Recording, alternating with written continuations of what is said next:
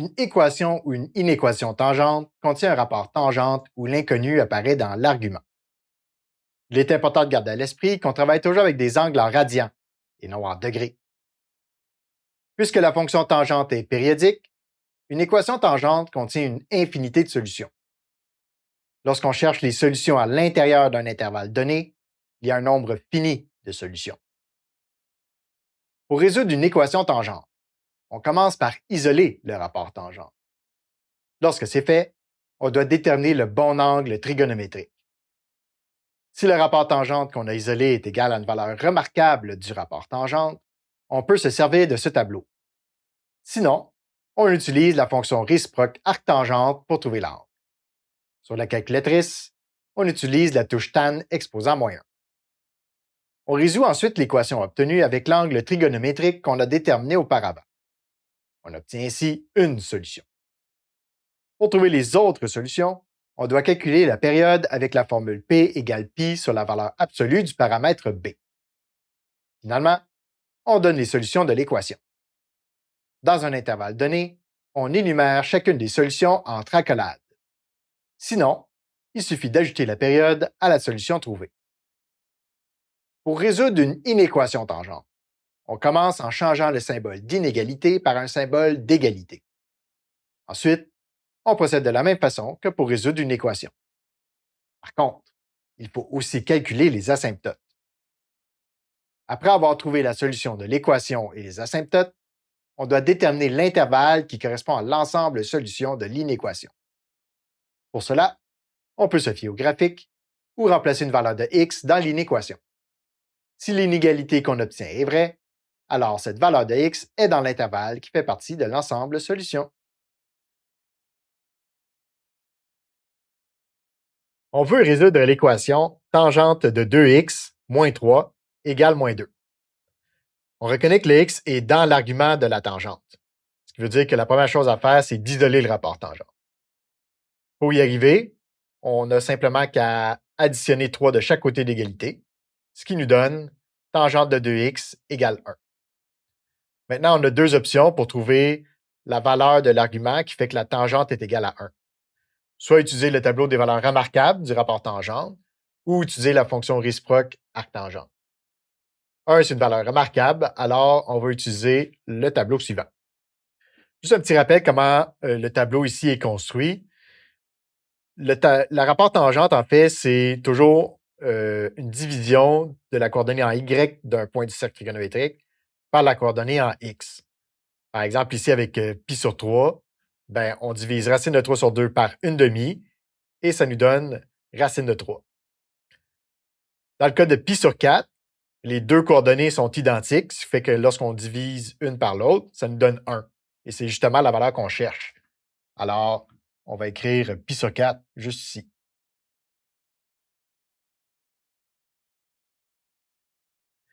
La valeur qu'on vient de trouver correspond à tout l'argument de la tangente, c'est-à-dire 2x. On obtient donc l'équation suivante, 2x égale pi sur 4. Ce qu'on veut faire maintenant, c'est isoler le x dans l'équation. Pour y arriver, on va diviser par 2. En divisant par 2, on obtient x1 égale pi sur 8. Maintenant, il faut faire attention parce que la fonction tangente, elle est périodique, ce qui veut dire que x1, ce n'est pas la seule solution. Il y en a une infinité. Autrement dit, on doit calculer la période. La période de la fonction tangente, on la calcule en faisant pi divisé par la valeur absolue du paramètre b.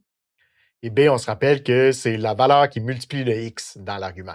Ici, c'est 2. On a donc pi sur la valeur absolue de 2. Mais la valeur absolue de 2, c'est 2. Alors, on écrit simplement 2 au dénominateur. Pi sur 2, ça ne se simplifie pas davantage. Alors, on laisse ça comme ça. On a notre période, notre solution. Alors, la seule chose qui nous reste à faire, c'est d'écrire la solution finale de l'équation. On a donc x égale pi sur 8, qu'on vient de trouver. Et à ça, on ajoute notre période, qui est pi sur 2. Par contre, il ne faut pas oublier de multiplier notre période par n, puisqu'on rappelle qu'on a une infinité de solutions. Et en dessous ici, on va spécifier qu'est-ce que n. Alors, on écrit où n fait partie des nombres entiers. Et voilà, on a notre solution finale pour l'équation de départ. On veut résoudre l'inéquation 1 quart fois tangente de 2 fois x moins pi, moins 6, plus petit ou égal à moins 5. Lorsqu'on résout une inéquation, on cherche un intervalle qui fait partie de l'ensemble de solutions. La première chose à faire, c'est donc de changer le symbole d'inégalité par un symbole d'égalité. Ça va nous permettre de trouver les bornes de l'intervalle qu'on cherche. Maintenant qu'on a fait ça, on peut isoler le rapport tangente. Dans ce cas-ci, on commence par additionner 6 de chaque côté de l'égalité. On obtient 1 à droite. Puis, on peut soit diviser par un quart ou multiplier par 4. Et ça nous donne tan de 2 fois x moins pi est égal à 4. Donc, 4, ce n'est pas une valeur remarquable du rapport tangente. Alors, dans ce cas-ci, ce qu'on va faire, c'est utiliser le arc tangente. On a donc tout l'argument ici, 2 fois x moins pi, qui est égal à arctan de 4. On utilise la calculatrice.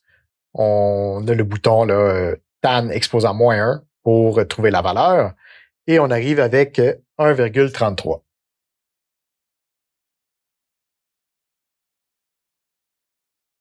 Ensuite, ce qu'on veut faire, c'est isoler la valeur de x. Alors, on commence par diviser par 2 de chaque côté de l'égalité. On obtient 0,66. Puis, on additionne pi de chaque côté, ce qui nous donne environ 3,8.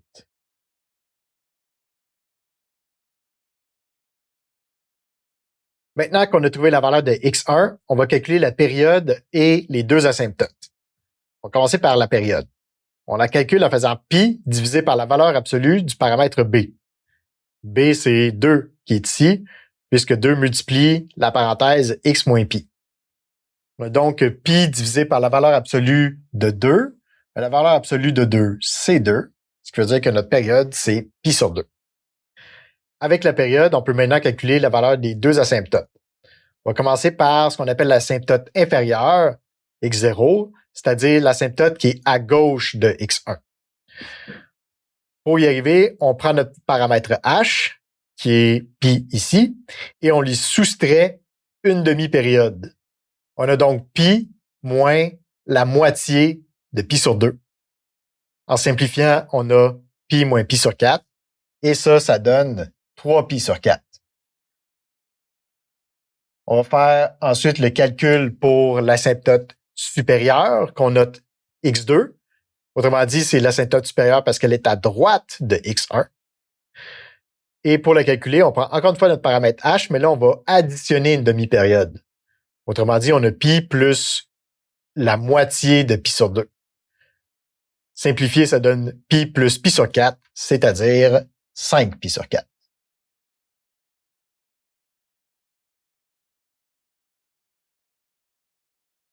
On veut maintenant déterminer les deux intervalles possibles. On doit faire attention parce qu'on doit analyser notre symbole d'inégalité. Ici, c'est plus petit ou égal. Et à cause que c'est ou égal, ça veut dire que les bornes qui sont associées à notre x1, 3,8, sont incluses. Autrement dit, il faut que ce soit des crochets fermés. Par contre, dans le cas de nos asymptotes, 3 pi sur 4 et 5 pi sur 4, il faut que ce soit des crochets ouverts parce que les asymptotes ne sont jamais incluses. Ensuite, ce qu'on fait, c'est qu'on veut déterminer lequel des deux intervalles est le bon. Pour ça, on utilise un point test. Essentiellement, ce qu'on va faire, c'est qu'on va remplacer notre x par une valeur dans un des deux intervalles. Moi, je vais prendre pi, qui se retrouve dans cet intervalle-ci, parce que pi, c'est 3,14. Donc, c'est plus petit que 3,8, mais plus grand que 3 quarts de pi.